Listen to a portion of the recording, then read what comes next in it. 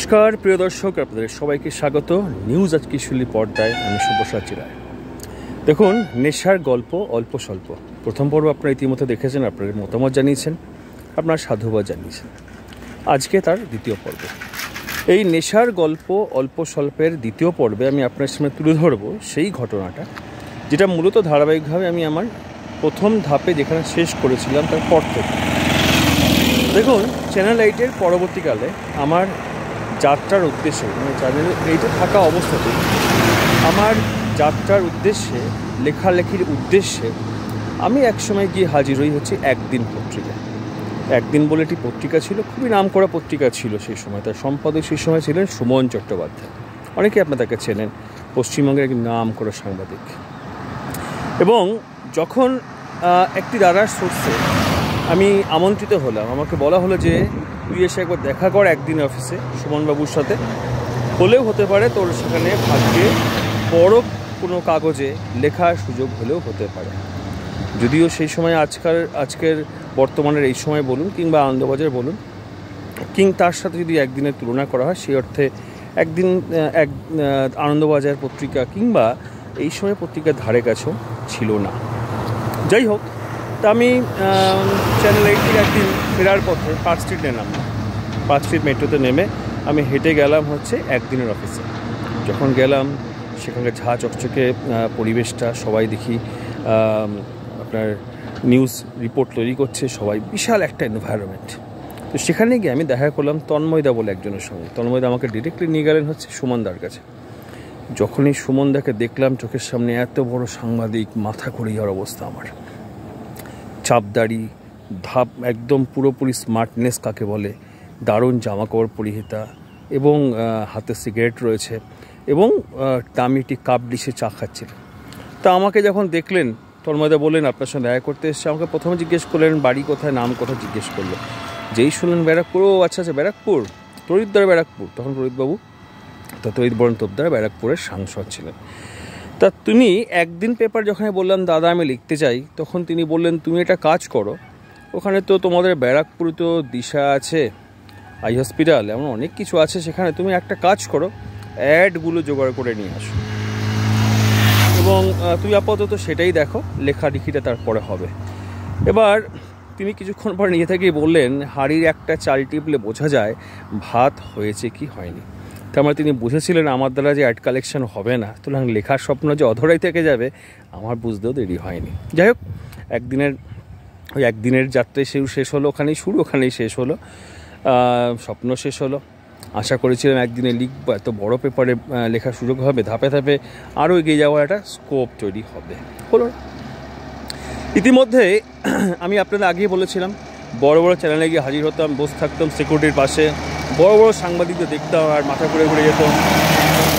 তো এরকমই যখন মল্লিক বাজারে স্টার আনন্দের অফিস ছিল, আজকের বিপি আনন্দ, তখন স্টার আনন্দ ছিল।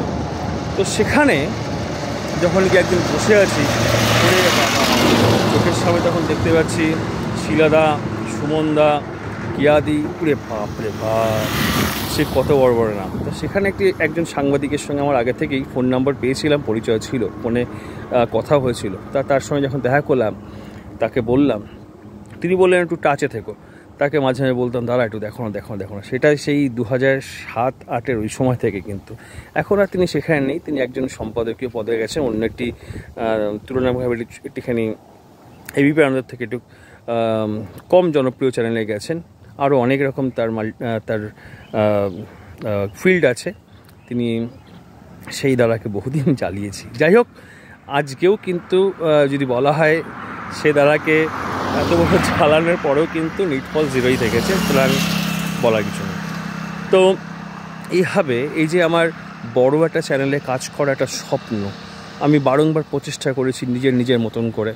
এরকম করতে করতে গিয়ে কিন্তু আমার আরও অনেক বড় সাংবাদিকদের সঙ্গে পরিচয় হয়েছে, সে বড় চ্যানেলের হোক কিংবা বড় চ্যানেলের থেকে ছিলেন, এখন তারা বিভিন্ন রকম পশ্চিমবঙ্গের বাইরে চ্যানেলের অনেক বড় পদে গেছেন, সাংবাদিকতার বাইরে থেকেও বড় পদে গেছেন। এমন দ্বারা সঙ্গে পরিচয় হয়েছিল, কিন্তু সেই জায়গাগুলোতে ঘুরতে অর্থাৎ তাদেরকে চোখের সামনে দেখেছি, তাদেরকে সঙ্গে নাম্বার জোগাড় করেছি, তার সঙ্গে দেখা করার চেষ্টা করেছি, কথা বলেছি, তারা কি বলছে, দাদা দেখেন কিছু করা যাচ্ছে। সুতরাং এইরকম বড় চ্যানেল দাদাদের যে কত বিরক্ত করে গুড মর্নিং থেকে গুড নাইট, বিজয়ের প্রণাম বা হ্যাপি নিউ ইয়ার জানিয়েছি, তার রিপ্লাইও পাইনি বা কেউ কেউ রিপ্লাই দিয়েছে। সুতরাং চেষ্টা করেছিলাম বহুবার, কারণ সাগর স্যার কথা বলতেন, দেখ জীবনে যদি কিছু পেতে চাস, কিছু অর্জন করতে হয়, একটা নিয়ম তোকে মানতেই হবে, বাই হুক অর বাই কুক। বাই হুক অর বাই কুক এই নীতিটাকে সাগর স্যার যখন বলেছিলেন মাথার মধ্যে গেঁথেছিল। আমি তো চাই এটা ভালো কিছু করতে, আমি তো চাই বঞ্চিত মানুষের প্রতিনিধি হিসাবে তাদের কথাগুলোকে তুলে ধরতে। বড় একটা মাধ্যম যদি হতো ভালোই তো হতো। সুতরাং সেই প্রচেষ্টা সত্ত্বেও বহু বড় বড় সাংবাদিক দাদাদের জ্বালিয়েও কিন্তু আমি কিন্তু সেই অর্থে বলতে পারেন সেই বড় চ্যানেলে বা স্যাটেলাইট চ্যানেলে কাজ করার স্বপ্ন কিন্তু পূরণ করতে আজও পারিনি। ভবিষ্যতের কথা যদি বলতে হয়, আশায় মরে চাষা। আমি একটু কথায় বিশ্বাস করি যে মানুষের যদি স্বপ্নই শেষ হয়ে যায় তাহলে মানুষের সব কিছুই শেষ হয়ে যায়। তো সেক্ষেত্রে ভবিষ্যতে কে হয় বলা যায় না। তবে একটা কথা আমি বলবো যে দাদাদের সাথে আমি কথা বলেছি, বড় বড় সাংবাদিক, পশ্চিমবঙ্গে নাম করা নাম, তারা কত বড় বড় মানুষের ইন্টারভিউ তারা নেন, কত হাজার হাজার ফলোয়ার্স তাদের আছেন, কেউই কিন্তু বাজে ব্যবহার করেননি। তারা সবাই কিন্তু ভালো ব্যবহার করেছেন, কোঅপারেট করেছেন এবং তাদের নিজের মতন করে তার বক্তব্য রেখেছেন। এখন তাদের হাতে যদি হয়তো ভালো ক্ষমতা থাকতো তারা হয়তো সুযোগ দেওয়ার চেষ্টা করতেন, যেটা সম্ভব হয়নি। সুতরাং কারোর বিরুদ্ধে আমার কোনো অভিযোগ নেই। কিন্তু এই যে প্রচেষ্টাটা, নিউজ আজকে শিউলির নামকের এই ছোট্ট ডিঙি নৌকাটাকে নিয়ে চালিয়ে যাওয়া, দেখুন কম ঝক্কি পাওয়াতে হয় না, কম ঝক্কি কম মনের জোর ছাড়া কিন্তু হয় না। এই ঝক্কি প্রসঙ্গে বলবো, লাস্ট যে পঞ্চায়েত ইলেকশন গেল, লাস্ট পঞ্চায়েত ইলেকশনের একটা ফুটেজ, একদম আমার এলাকারই ঘটনা। সামনে প্রাইমারি স্কুলে একটা ভোট হচ্ছে, আমি বাইরে থেকে এসেছি, আমি কলকাতার বাইরে যাব। তো আমি চাইলে কী করেছি, বাড়িতে এসে স্নান করে দুপুরবেলার পরে বেরোবো, এমন অবস্থাতে হই আবার দেখি সব বড় বড় যারা সাংবাদিকদের যে গ্রুপে থাকে তারা দেখি সব ঢুকছে। এবার আমি তো কোনো গ্রুপে থাকি না, ন্যাচারালি সেক্ষেত্রে আমি দেখলাম যখন এরকম ব্যাপার হয়েছে, এবার বুঝতে পারছেন সাংবাদিকের একটা আকাঙ্ক্ষা বা মন থাকে, খবর থাকলে ছুটলাম। দেখলাম ওই দুপুরবেলা ওই সময়টা 2-3 নাগাদ একটা ঘটনা ঘটেছে, কিছু ভোট লুটের অভিযোগ, ভোট লুটের ঘটনা ঘটেছে। প্রার্থীরা কান্নাকাটি করছে, ভোট লুট হয়ে গেছে, হাবিজাবি কিছু দলের লোকজন মারধর খাচ্ছে, পুলিশ এসে লাঠিপেটা করছে, এরকম ব্যাপার হচ্ছে। তো চোখের সামনে সেই ভিডিও কভার করতে গিয়েও কিন্তু খেসারত দিতে হয়েছে। সুতরাং এই প্রসঙ্গে বলতে পারি, চূড়ান্ত দম, মনের জোর, সাহস এই ছোট্ট ডিঙিটা থেকেই কিন্তু এসেছিল। এবং তখন কিন্তু চোখ রেখেই বলেছিলাম সেই পুলিশ আধিকারিকদেরকে, দেখুন সাংবাদিকতা কাজ করা কিন্তু আমাদের সংগ্রহ। হ্যাঁ, একটা ভুল ছিল সেই সময় আমার সঙ্গে, আমাদের যে নিউজ কভার করার জন্য যে ইলেকশন কমিশন থেকে যে আইডি কার্ডটা দেওয়া হয় সেটা সঙ্গে ছিল না বলে একটু কেস খেতে হয়েছিল। যাই হোক, ম্যানেজ হয়ে গেছিল। তো দেখুন, সেই মনের জোর যতবার উঠেছি, যতবার পড়েছি, যতবার অন্ধকার চলে গেছে, আমি যে যতটা ওঠাপড়া দেখেছি ততটা আশাহত হয়েছি, যতটা চ্যানেলে ভিখারির মতো ঘুরে বেরিয়েছি। অন্য কেউ হলে না, বিশ্বাস করে নিউজ লাইন তো দূরের কথা, নিউজই দেখতো না।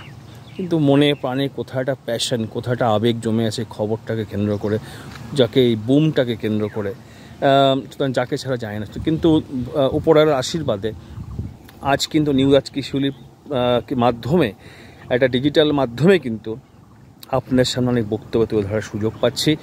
আমাদের নিউজের ওঠা পড়া বিভিন্ন ঘটনা যা একেবারে নির্ভেজাল, একেবারে জল মেশানো ছাড়া, রং চঙে ছাড়া, আমি যা তাই আপনার সামনে পেশ করার কিন্তু সুযোগ পাচ্ছি, শুধুমাত্র কিন্তু এই নিউজ আজকে শিউলির সৌজন্যে কিন্তু পাচ্ছি।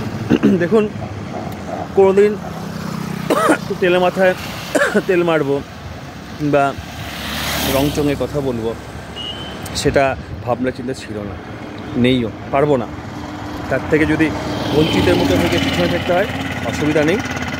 কিন্তু একটাই আমার খবরের ট্যাগলাইন, যে প্রতিনিধি প্রান্তিক মানুষের তা বরাবরই থাকবে। সুতরাং প্রিয় দর্শক, আপনার সঙ্গে থাকুন, আপনার মতামত জানাতে ভুলবেন না। কেমন লাগছে এই নেশার গল্প, অল্প স্বল্প আপনাদের বক্তব্য মতামত অবশ্য জানাবেন। এবং আমি চেষ্টা করব আমার জীবনে যাবতীয় ওঠা নামা সাংবাদিকতার হিসাবে কীভাবে কী অভিজ্ঞতা লব্ধ করেছি আপনার সামনে পেশ করা। সুতরাং আপনাদের গুরুত্বপূর্ণ মতামত আমার আগামী দিনের পাথে হবে, এবং যতটা আপনারা সমর্থন করবেন এই নেশার গল্প অল্প স্বল্পের আজকে দ্বিতীয় পর্ব আপনারা দেখতে পাচ্ছেন, ততটাই কিন্তু আগামী পর্বগুলো দেখতে পারবেন। সম্পূর্ণ ঘটনা পরিষ্কারভাবে আপনার সাথে তুলে ধরবো, এবং এর মধ্যে থেকে আপনারাও অনেক অভিজ্ঞতা সঞ্চয় করতে পারবেন, জানতে পারবেন, বুঝতে পারবেন খবরের সাদা কালো দিক, কীভাবে স্ট্রাগলিং করা হয়, কীভাবে ওঠানামা হয় দেখতে পাবেন। সুতরাং তবে দেখতে থাকুন, সবাই দেখুন নিউজ আজকে শুরু।